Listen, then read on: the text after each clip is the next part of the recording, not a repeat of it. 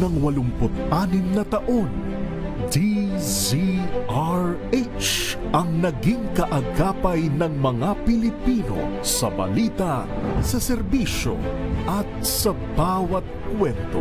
86 na taon ng tiwala at sa mga darating pang taon, mas pinalakas at mas pinagtibay para sa Pilipino.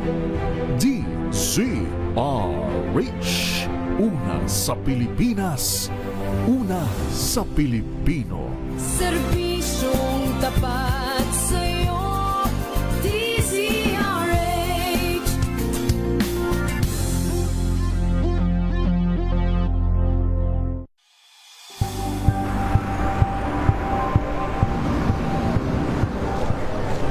Pa rin ang ating mga eksperto. Dito lang sa Expert Opinion. Ito ang Ito The po Better ang News. TNVS. Trending and Isang fashion. kwento, iba't ibang anggulo. Dito, sa Point of Bawat pananagutan ating tatalakayin dito sa Hoy. Bawal yan. Filipino, dito lang sa Music, Matchable Entertainment and Lifestyle. Ito ang MBC TV Network News. Una sa Pilipinas, una sa Pilipino. Mga kalunas, dahil sa inyong pagtitiwala, ang Lunas ay may extension na. Lunas Extension.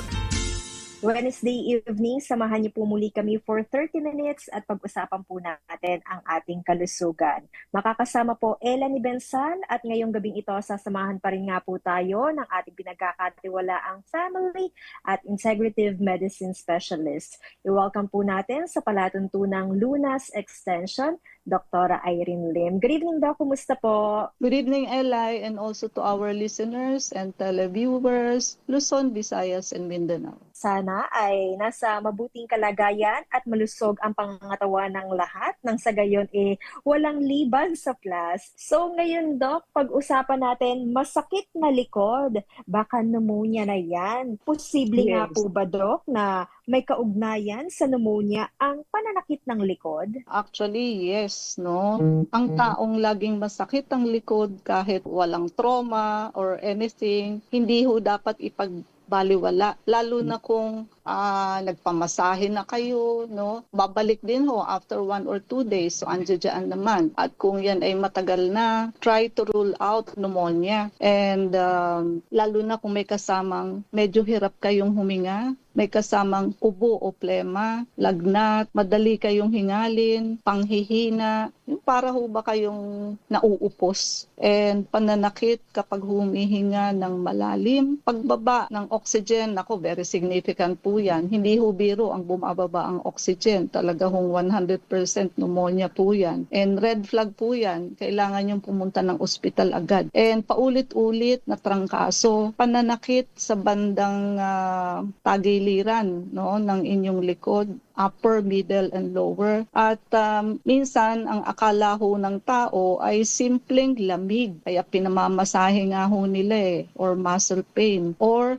naipit na ugat. Pero maaari ho pala na ito ay konektado sa pneumonia or pulmonya o chronic lung infection. Basta ho may masakit kayong likod at medyo matagal na, huwag niyo hong kalilimutan na i-rule out kung wala kayong pulmonya. Any part ng likod natin, Doc, pwede nang ma-associate sa pneumonia. Kasi di ba may pananakit na sa shoulder nararamdaman na akala nila baka stress nga lang daw o di kaya sa upper back or lower back. Okay, so yung likod ho natin, i-divide ninyo into 3, tapos hatiin nyo ho sa gitna for left and right. So, basta ho upper, left and right, middle, left and right, and lower, left and right, lungs po yan. Pwede nyong i-consider yan na pneumonia. Below that, iba na ho yan, flank na ho yan, or balakang, which is already the kidney. Yung gitna ho, hindi masyado yan kasi spinal column ho natin yan. So, dalawang tagiliran po na medyo gitna, pero hindi ho yung buto sa gitnang gitna. Now, sa shoulder, minsan ho kahit na shoulder, damay na rin po. Karamihan ho masakit ang shoulder, pero masakit din ang upper back. Medyo naaano na po siya, nadadamay na yung shoulder, no? Pwede hong pneumonia pa rin yan, no? Paano nga po ba nagdudulot ng back pain ang pneumonia? Dahil nga rin po ba yan sa pawis or plema? Okay, so kapag may infection ho ang lungs, nagkakaroon ho kasi ng pamamaga or we call it inflammation. Pwedeng pastel o plema.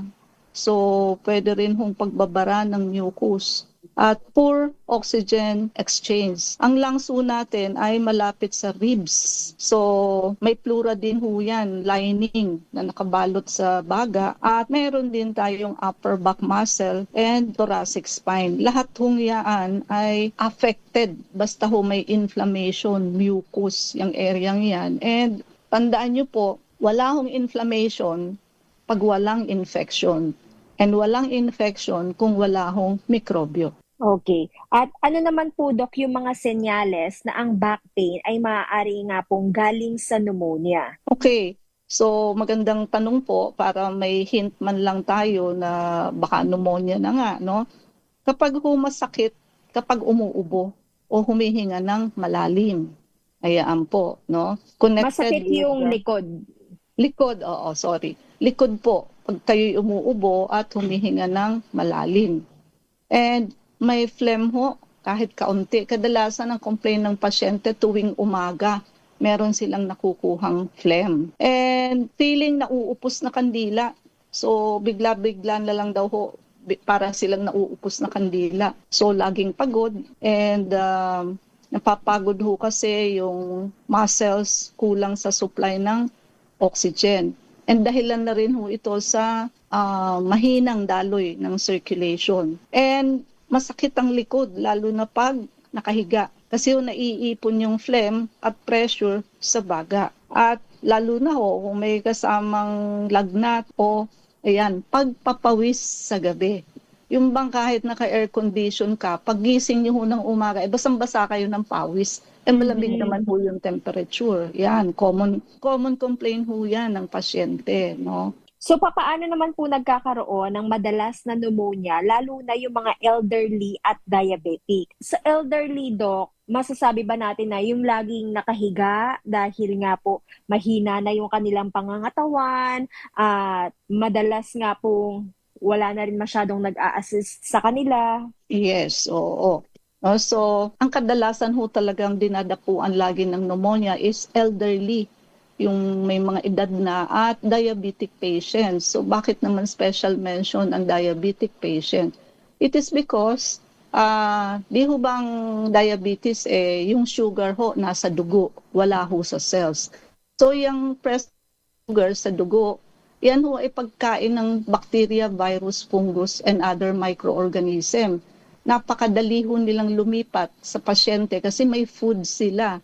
And napakahirap ho nilang i-eradicate kasi nga ho, may pagkain ho sila no? So mahirap ho silang totally tanggalin. Now, elderly naman.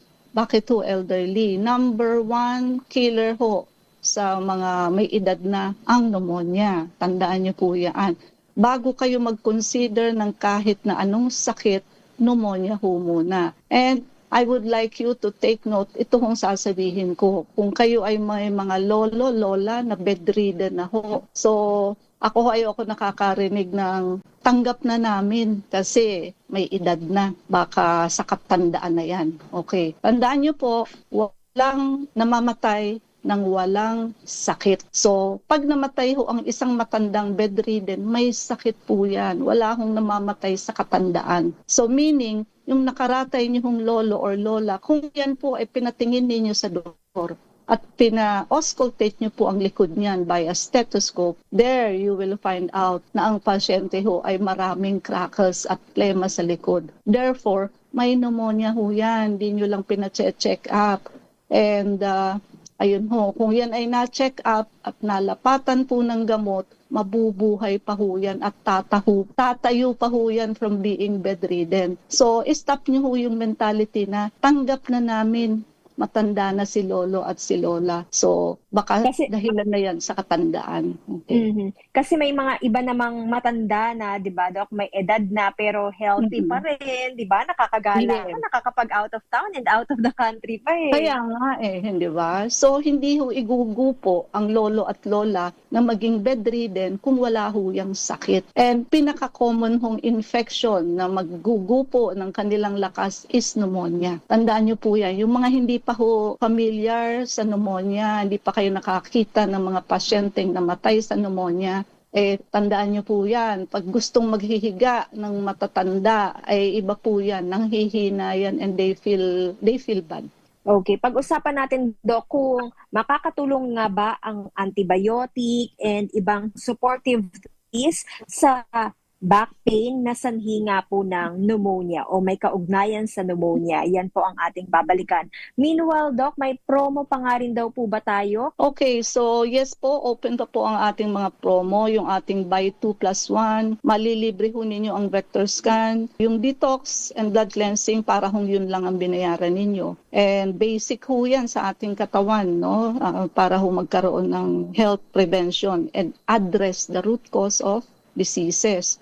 Then drip, pwede ho kayo magpa-drip, power drip po ang gawin ninyo because all-in-one na ho yan. Kahit wala kayong check-up, pwede po. Exemption to the rule kung meron ho kayong allergy. Pa-check up po muna kayo sa akin. And yung atin hong soap, IV anti-aging soap and IV whitening soap, naka 5 plus 1 pa rin ho. Napakabisa hong magbanat ng face at magpaputi. And yung atin hong beauty set, Love Your Skin, LUVURSKIN.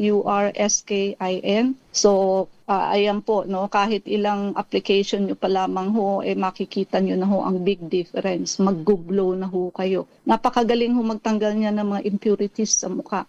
And of course, yung atin hong Dr. Irene Lim's Herbal Coffee, napakasarap ho at napakasustansya. Kasi ho, blended ito with 15 powerful natural ingredients. At kung gusto nyo hong maka-discount, by bulk ho ang gawin ninyong pagbili. Buy 10 boxes, discount of 50 pesos per box. Buy 20 boxes, discount of 90 pesos per box. And buy 30 boxes, discount of 100 pesos per box. Yung atin hong anti-diabetic and anti-obesity shot, once a week shot lang po. Ito na ho ang kasagutan para kayo ho ay pumayat at bumaba ang blood sugar. Lalo na ho kung naka-insulin kayo. Insulin ho araw-araw, umaga't gabi. Ito ho, isang beses lamang sa isang linggo at mas sigurado pa ho kayong bababa ang inyong sugar level.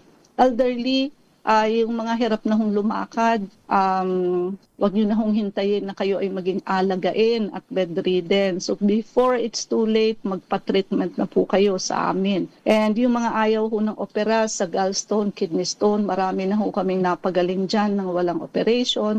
And also yung mga barado ho ang puso, pwede ho kayong gumaling ng wala hong opera. PRP, platelet-rich plasma, para ho itong stem cell. But hindi ho siya stem cell. Ginagamit ho natin ito pang cell repair, pang cell regenerate, or tissue healing sa mga may damaged organ like liver cirrhosis, CKD, yung mga dinadialysis po, yung mga na-stroke, osteoarthritis, no? Marami na ho kaming natulungan para lumakad. And also yung atin hong book 1 and book 2, Unveiling the Truth of Diabetes and Food 101. Ito ho ang magiging Biblia ninyo when it comes to food. And pakitype nyo lang ho ang Doc Irene Lim both sa YouTube, Facebook, Reels, and TikTok. At pati na ho yung ating FB page. No? Paki-follow na rin ho. Ano ba talaga, Doc? Unit 1101, Clinica Medica 101, Centuria Medical Makati. Our hotline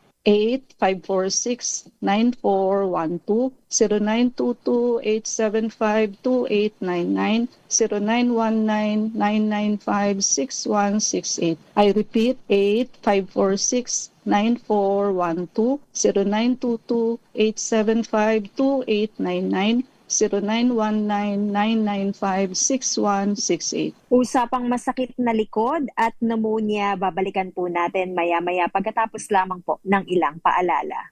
Tatapatin namin kayo. Sa panahon ngayon, kahit kami sa champion, kailangan magtipid.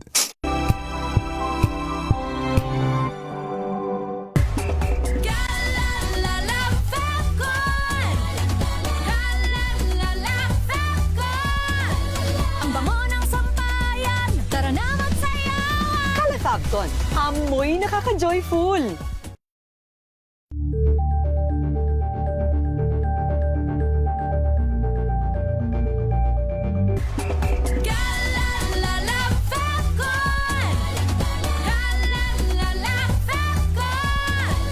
Ang bango ng sampayan, tara na magsayawan. Califabcon. Amoy nakaka-joyful.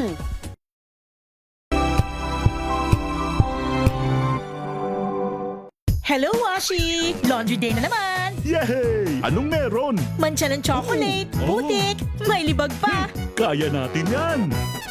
With Pride Washing Machine Detergent, may triple stain-away formula. Tanggal ang makapit, madikit, at malupit na dumit mancha.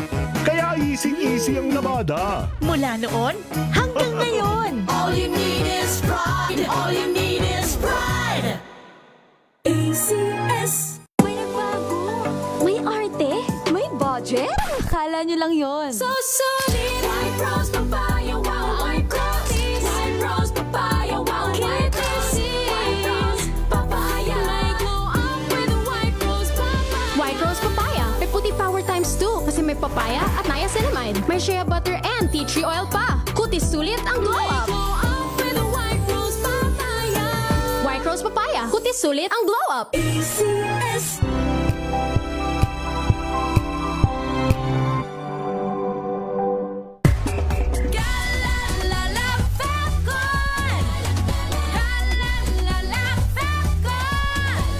Ang bango ng sampayan, tara na magsayawan. Califabcon. Amoy nakaka-joyful.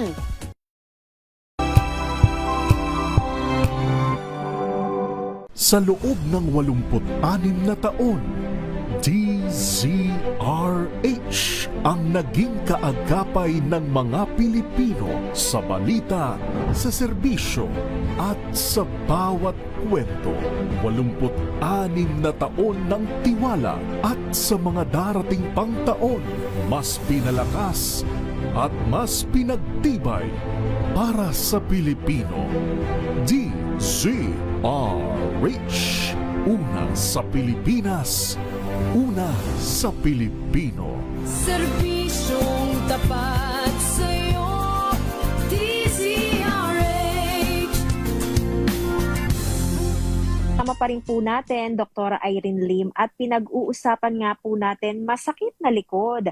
Baka pneumonia na yan. Kaya naman po sa mga nakikinig sa atin na umaaray dahil nga po sa sakit ng inyong likod, makinig po kayo, ano? Baka makatulong nga po ang ilang tips na pag-uusapan natin. So balikan nga po natin, Doc, yung ilan pang katanungan tungkol dito, ano? Ano nga po ba yung iba pang kondisyon na dapat i-rule out kapag chronic back pain, yung hindi nawawala or matagal ng sakit sa likod? Okay, isa sa common na misdiagnosis is kidney infection ho or kidney stone. Kasi nga ho, sabi natin kanina, di ho ba? Ang kidney ho, mababa ng kaunti sa lower back natin. So, dito ho sa tapat ng ating elbow or siko, sa tapat ho niyan, kidney na po yan, hindi na po yan lungs. So, Okay. anything above that is the lungs. Hanggang doon lang po kayo. Pag umabot na ho sa level ng elbow ninyo, that is already the kidney. Minsan ho, namamali ng turo ang pasyente kung saan ang masakit. Siyempre ho, madadiagnose yan, kidney problem. Another is tuberculosis or TB. Kasi nga, lungs, parehong may phlegm. But sa auscultation po, ang TB, walang tunog. So, hindi nyo ho yan madadiagnose by auscultation kasi wala hong crackles, walang wheezes kayong maririnig. So, talaga hong yan, madadiagnose nyo ho yan through chest x-ray, although very low ho kasi ang accuracy ng chest x-ray. Hindi ako nagre-request ng chest x-ray. Ang symptoms ho ng pasyente, very clear naman ho yan. Walang ganang kumain, payat, na parang nakadikit lang ang laman sa buto. Ayun ho, nilalaglat niyan late afternoon. Cold clammy sweat in the evening. And syempre ho, weight loss. At yung iba ho, mahirap silang matulog pagka may TB. Spinal infection, ang kaibahan naman po nito kasi nga likod rin eh. Ang spinal ho, dito ho sa gitna. ng ating gulugod. No? Yan ho sa back natin, yung pinakagitna ho na makakapanin yung buto, that is the vertebral or spinal column. No? Ang lungs po nasa dalawang tagiliran. Osteoporosis, pwede rin ho, but eto ho ang sasabihin ko, no? Ang osteoporosis ho, walang pain. Wala ko kayong mararamdaman na pain. Osteoarthritis ang may pain. Ang osteoporosis ho, nagiging porous o lumalambot yung buto ninyo. Pero pain is not one of the symptoms. And gallbladder disease, gallstone, kasi ho, yung pagtuturo ng pasyente, ang gallbladder ho, nandito sa right upper quadrant, sa harapan, sa medyo tagiliran ng right upper quadrant. Pag minsan ho, lumagpas kayo ng kaunti sa tagiliran, napunta ho sa likod, it will become pneumonia or the lungs. But hanggang dito lang ho kayo sa tagiliran at sa harapan ng right upper quadrant if it is a gallbladder disease. Kaya ho, pag nagtuturo kayo sa doktor kung alin ang masakit sa inyo, make it specific. Ituro nyo ho, alin talagang parte ang masakit. Kasi kada maling turo nyo ho, ibang organ ang nakatapat doon. Slip disc, ayan po, sa likuran din po yan, sa gitna. And also, pagka left side naman ho, medyo napunta ho ang pagtuturo ninyo, tagiliran at left upper quadrant, pancreatitis po. Pag sa baga ho yan, nasa likod, no? Hindi na ho tagiliran. Cancer metastasis, pwede rin ho kasi ayun na nga, kung nagmetastasize sa lungs, kala natin kung ano lang, kala natin pneumonia, but cancer, kalat ho pala ng cancer. But pwede rin ho kasi magka-pneumonia ang taong may kalat sa lungs. Also pleuritis, pero kung ang pleuritis, yung may tubig or water sa pleura, yung nakabalot ho sa ating lungs na membrane, medyo sharp ho ang pain yan. Matalim ang klase ng pain yan.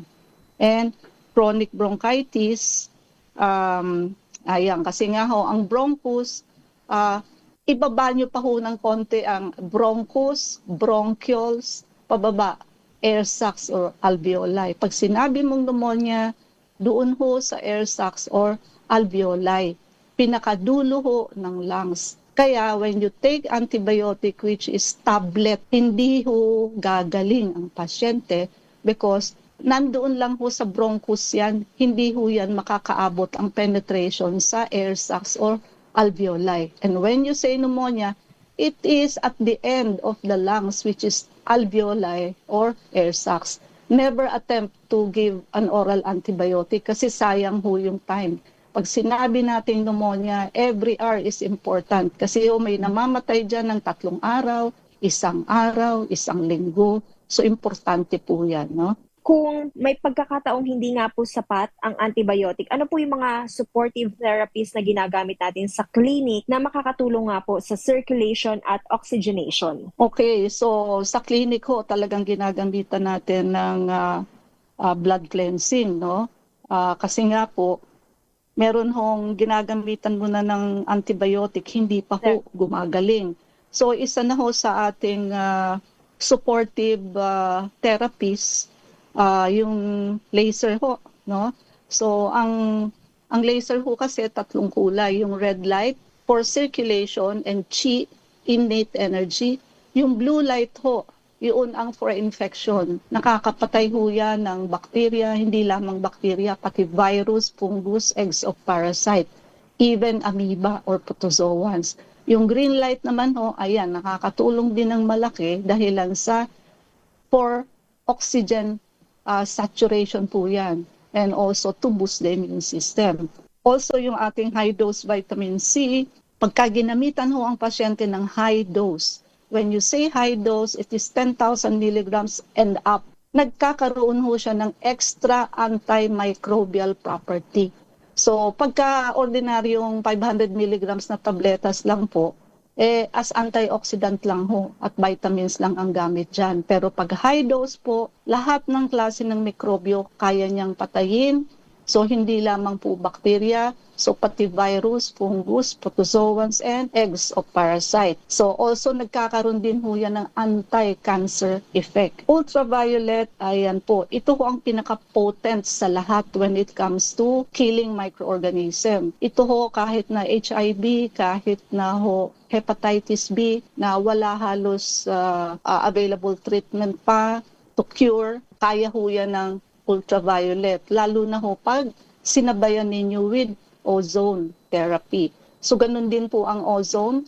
O3 ho yan, air, na ini-inject, dapat ho may blood. Kasi yung blood ho, doon sasakay yung ozone para hindi siya mag-evaporate kaagad. So, ayun ho, nagkakaroon din yan ng antimicrobial property and also nagkakaroon din ho yan ng anti-cancer effect and also anti-inflammatory effect. Kaya lang, yung iba naman ho, ino-overclaim naman ng ozone, no? So, wag niyong i-overclaim. Yung talaga lang hong nagagamot ng ozone. So, yan po ang mga extra supportive therapies. But also, hinahydrate ho namin ng pasyente, breathing exercise, steam inhalation kung kinakailangan, tinuturuan namin ng nutritional support, controlled physical activity. Hindi ho talaga yung sobrang exercise, mabibinat po ang pasyente. And adequate protein intake. So lahat po yan, sama-sama, pati yung antibiotic. And also, before I forgot, kasi ho, pagka may biofilm na ho yung mikrobyo, bacteria, fungus, eggs of parasite, pag nabalutan ho yan ng biofilm, which is para ho siyang sapot, binabalot niya yung bacteria, virus, or eggs of parasite to protect themselves. Panangga ho nila yan. Pag ginamitan ho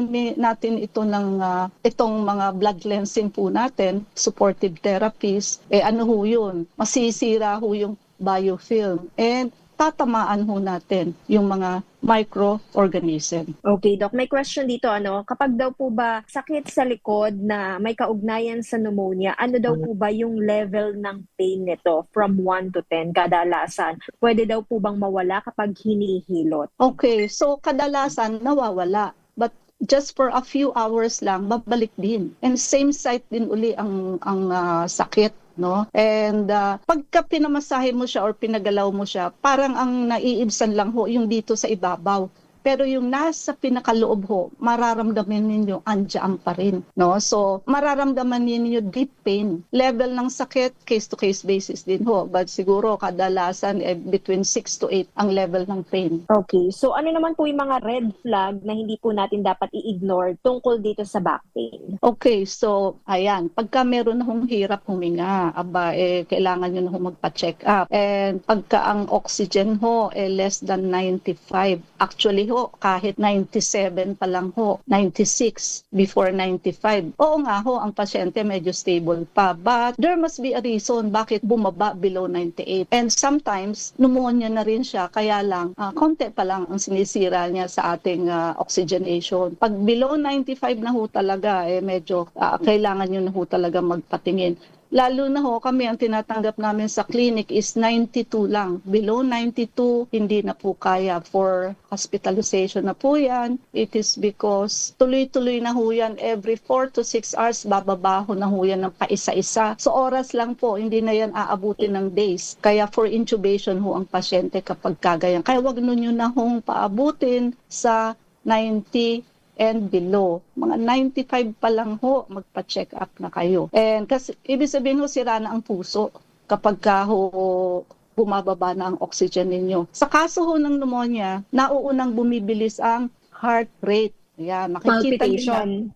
Yes, 80, 90, minsan ho, meron pang 100 and 100 plus. Pag tumagal pa ho doon, di pa rin nalaman, eto na, si oxygen naman ho, pababa na, isa-isa. Pag meron ho kayo niyan, tas masakit pa ang likod ninyo, and also, lalo naman ho kung may high fever kayo, no? Tas may back pain pa kayo. Also, minsan may kasama hong chest pain, no? Lalo na ho may tubig o pleural effusion, sharp pain po. Pag may blood in the sputum din ho, kailangan hong magpa-check up, red flag ho yun. Pagka ang pasyente ho ay may confusion, iba na ho yun. Malala na ho ang pneumonia nun, no? Kung tuloy-tuloy ho ang back pain ninyo within 2 to 4 weeks, ayan nga ho, matagal na ho yun. Ibig sabihin, there must be may malalahong root cause niyaan. And syempre ho, unexplained weight loss, no? Red flag din ho yun. But hindi ho necessary mag-weight loss ang may pneumonia. We are just saying na red flag po yun. And also, kahit ho actually wala yung mga symptoms na yan, kasi ho ang kadalasang masakit ang likod, minsan ho sakit lang ng likod. Walang ibang complaint ang pasyente. We call it what? Talking pneumonia or silent pneumonia or atypical pneumonia. Pneumonia hong walang simptomas, no? Or kung meron mang simptomas, so very mild. Minsan, itchy throat lang, tapos wala na. Minsan, sipon-sipon lang, tapos wala na, no? Pero pag inoscultate nyo ho ang lungs, puno ho ng crackles. Yung crackles ho, sa stethoscope, para ho yung nagpiprito kayo sa low fire, pumuputok-putok ho yan, no? So, pagka ho ganun, basta crackles ho, pneumonia ho yan, hindi asthma. And ito pa ang sasabihin ko, yung mga na-diagnose ho as asthma, yan ho kasi lagi ang default. Pagka ho may narinig ang doktor sa auscultation na crackles, tapos ho pagtingin sa x-ray, normal. So, may mga, sad to say, may mga doctors din ho na hindi alam ang walking pneumonia. So, i-default ho nila sa asthma, which is, ang dami hong pasyente naming naka-find out, naka-maintenance ho sa mga PAF, hindi naman ho asthma. It is pneumonia. And malaki ho ang difference if you diagnose the patient pneumonia or asthma. Why? Kung asthma ho kasi hindi ka magbibigay ng antibiotic, bronchodilator lang or steroid. But if it is pneumonia, pinaka-primary hong kailangan ng pasyente, antibiotic. At kung hindi mo binigyan ng antibiotic, pwede hong ikamatay ng pasyente. Hindi bali na hong, baliktarin natin, hindi bali na hong nagbigay kayo ng antibiotic, yung pala asthma lang. Kesa sa inisip mo, asthma lang, yung pala pneumonia na siya. No? So mas safe kung magbigay kayo ng antibiotic. Okay, para nga po sa mga interesado, Doc, na magpakonsulta sa inyo, ang inyo pong clinic address, hotline number, and of course, para sa mga interesado nga rin po sa inyong promo, ang ating detalye. Okay, so okay pa rin ang promo natin, buy 2+1, nalilibre nyo ho dyan ng vector scan, which is whole body scan, Russian technology, wala hong radiation, more than 90% ang accuracy. Drip, kahit walang check-up, pwede kayong magpa-drip. So, 5+1 pa rin ho. Magaling ho magbanat at magpaputi. Atin hong beauty set, Love Your Skin. Napakagaling ho magtanggal ng impurities kahit ilang apply pa lang. And of course, yung atin hong coffee. Sa kaso ho nating back pain or pneumonia, makatutulong ho ng malaki ang ating kape because it is full of antioxidant.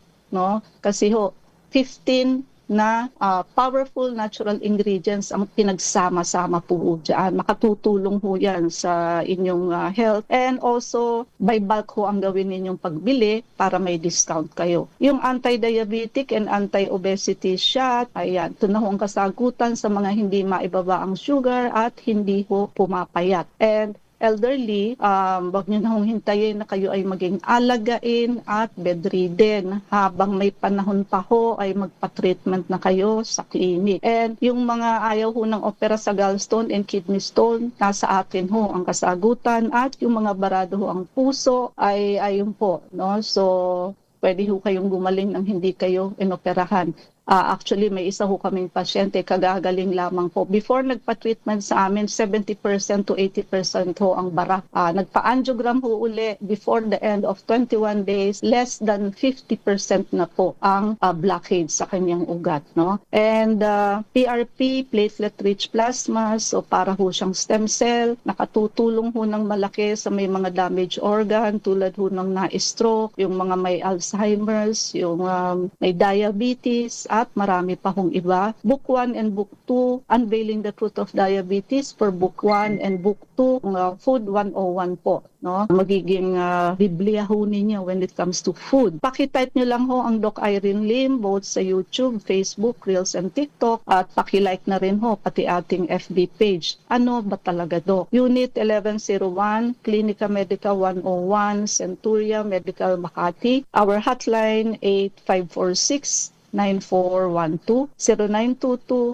875-2899 0919-995-6168. I repeat, 0922-875-2899, 0919-995-6168. Thank you so much, Dr. Irene Lim. And keep safe always. God bless po. Keep safe, God bless, and good night. Yan nga po ang naging kabuuan ng ating discussion. Back pain, wag nga po nating baliwalain at ugaliin nga po nating magpakonsulta sa ating mga pinagkakatiwalaang espesyalista dahil baka ang sakit na nararamdaman niyo sa inyong likod ay may kaakibat ng seryosong karamdaman. Nakasama niyo nga rin po Ella Bensal, bumabati ng magandang gabi at magkarinigan tayo hanggang sa susunod dito pa rin po sa programang Lunas Extension sa DZRH at RHTV. Mga kalunas, hanggang bukas dito sa Lunas Extension.